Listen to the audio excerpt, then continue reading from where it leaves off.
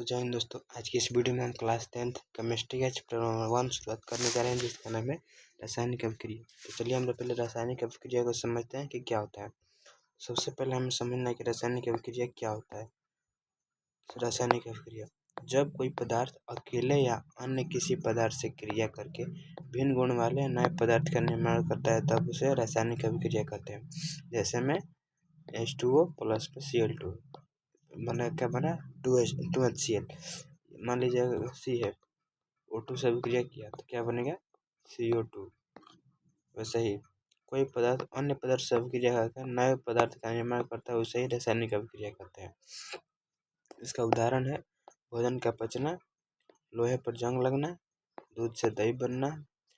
अच्छा, अभिकारक और प्रतिफल को पहचानना है। तो मान लीजिए यहाँ अभिक्रिया दिया है H2 प्लस में Cl2, क्या बना 2HCl। इसमें इसको बोलेंगे हम, क्या बोलेंगे, तो इसको बोलेंगे अभिकारक, मतलब कि जो अभिक्रिया में भाग लिया है अभिकारक।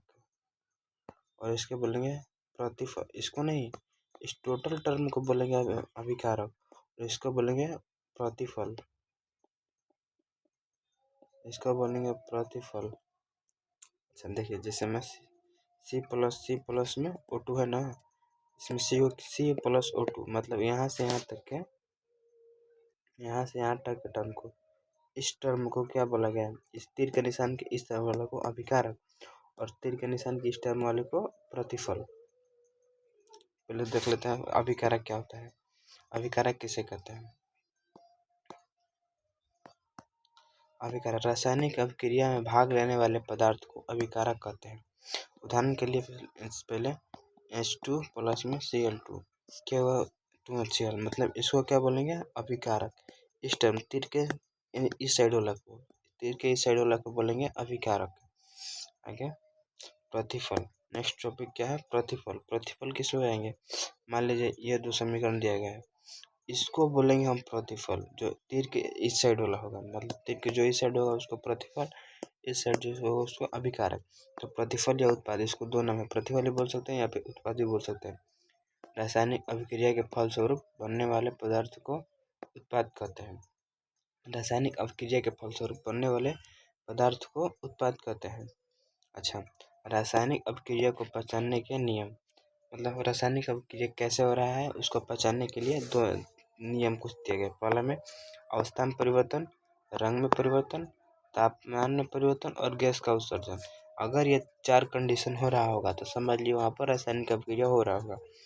आगे अगला एक बहुत ही इम्पोर्टेंट टॉपिक है, इसको हाईलाइट कर ले, इसको हाईलाइट करें तो अच्छा होगा, क्योंकि ये चैप्टर महत्व, ये वाला टॉपिक महत्वपूर्ण है।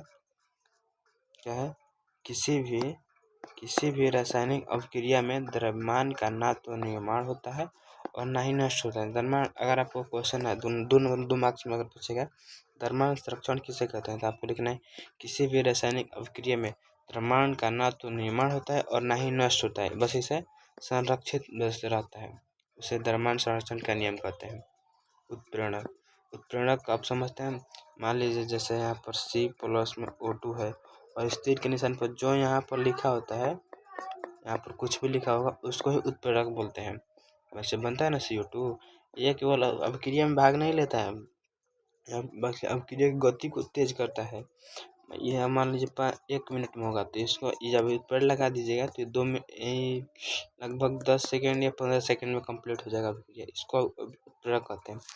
वह पदार्थ जो रासायनिक अभिक्रिया में भाग नहीं लेता बल्कि उसकी वेग की दर को बढ़ा देता है, वेग की दर को मतलब गति को बढ़ा देता है। जैसे में अभिकारक है, अभिकारक या उत्पाद, इसको क्या क्या है, क्या बना है प्रतिफल, क्या बना प्रतिफल। रासायनिक अभिक्रिया के 2 प्रकार होते हैं। पहला में रासायनिक संतुलित समीकरण, दूसरा में असंतुलित समीकरण। संतुलित समीकरण वह रासायनिक समीकरण,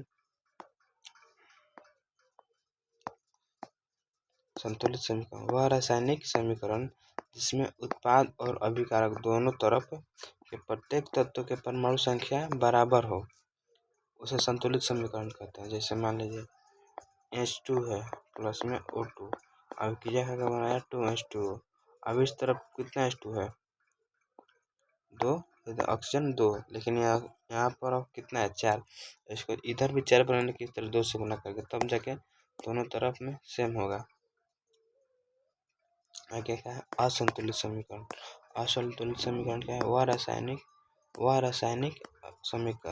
समीकरण जिसमें उत्पाद और अभिकारक दोनों तरफ प्रत्येक तत्व के परमाणु संख्या बराबर ना हो, मतलब इन तरफ बराबर नहीं हो, उसे असंतुलित समीकरण कहते हैं। सॉरी यहाँ पर लगा लीजिएगा और छूट गया, असंतुलित समीकरण कहते हैं।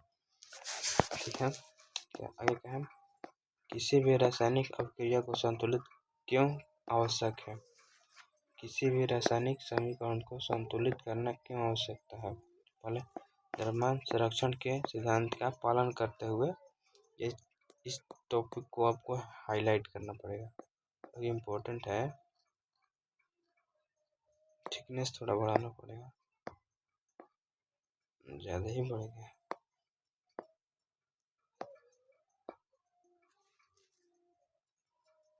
सॉरी, थोड़ा 2 मिनट वेट करिए। चलिए छोड़िए ना। किसी भी रासायनिक समीकरण को संतुलित करने की आवश्यकता। पहला द्रव्यमान संरक्षण के सिद्धांत का पालन करते हुए रासायनिक समीकरण को संतुलित करना आवश्यक होता है, क्योंकि इस सिद्धांत के अनुसार रासायनिक अभिक्रिया के बाद द्रव्यमान का नहीं तो निर्माण होता है और न ही विनाश होता है। मतलब किसी भी रासायनिक समीकरण को संतुलित करना क्यों आवश्यकता होता है, आपको लिखना होगा द्रव्यमान संरक्षण के सिद्धांत का पालन करते हुए रासायनिक समीकरणों को संतुलित करना आवश्यक होता है, क्योंकि इस सिद्धांत के अनुसार रासायनिक अभिक्रिया के बाद द्रव्यमान का न तो विनाश होता है और न ही निर्माण होता है। आगे क्या है रासायनिक अभिक्रिया के प्रकार। लास्ट टॉपिक है हमारा इसके बाद अगला टॉपिक में रासायनिक अभिक्रिया के प्रकार। रासायनिक अभिक्रिया कितने प्रकार का होता है। पहला में संयोजन, जिसके बारे में हम कल पढ़ेंगे। संयोजन अभिक्रिया क्या है, कैसे बनता है और क्यों बनता है, ये बताएंगे। वियोजन अभिक्रिया, फिर उसमें क्षेपीय अभिक्रिया है। संयोजन अभिक्रिया, वियोजन अभिक्रिया, उसमें क्षेपीय अभिक्रिया, फिर विस्थापन अभिक्रिया, द्विविस्थापन और क्षेपण, उदासीनीकरण, ऑक्सीकरण, ऊष्मीय वियोजन। वियोजन की जगह विभोजन लिखा गया है, इसको ठीक कर लीजिएगा। वियोजन होगा, ठीक है। विद्युतीय वियोजन अभिक्रिया, प्रकाश संश्लेषण, ये जो 11 रिएक्शन है, हम इसके बारे में कल पढ़ेंगे। तो कल टुमारो इसके बारे में हम कंटिन्यू करेंगे।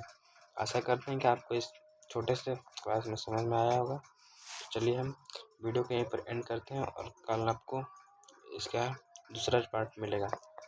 आपको दूसरा कल मिल जाएगा।